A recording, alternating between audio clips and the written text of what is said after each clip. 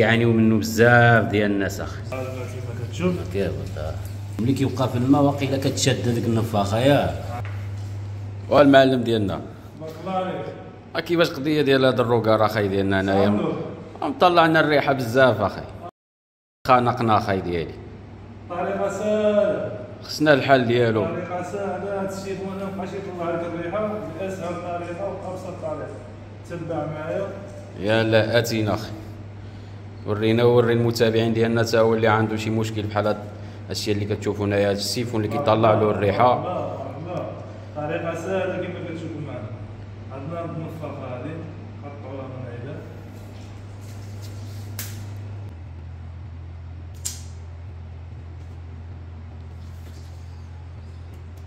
المشكل كيعانيو منه بزاف ديال الناس اخي.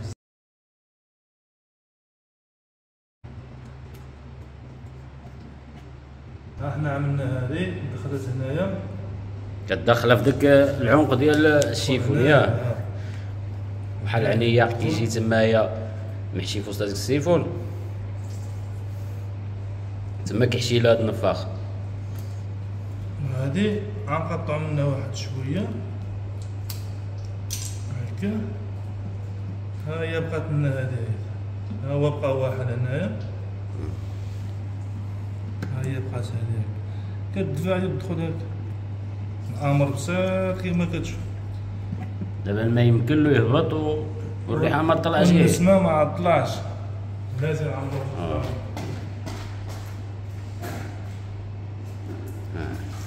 فكره اقتصاديه وفعاله 100%.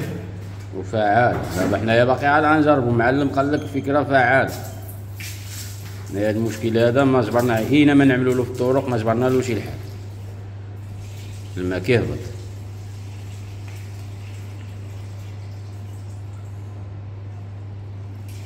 الماء كيهبط ها الماء كيما كتشوف. الماء كيهبط وملي كيوقع في الماء واقيلا كتشد هذيك النفاخه ياك. ها هي تما كيبان تما واحد التقيبه هو اللي فيها الماء وقع. لا برافو وليدي اوه ها هي تسدت. ها هي تسدت. لا برافو وليدي. لا فكره هذه واعره. هذه مستحيل يطلع الريحه دابا.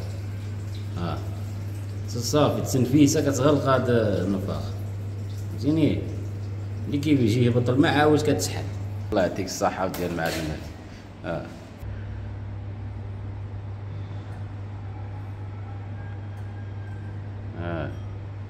هذاك هو الفرن ديالو.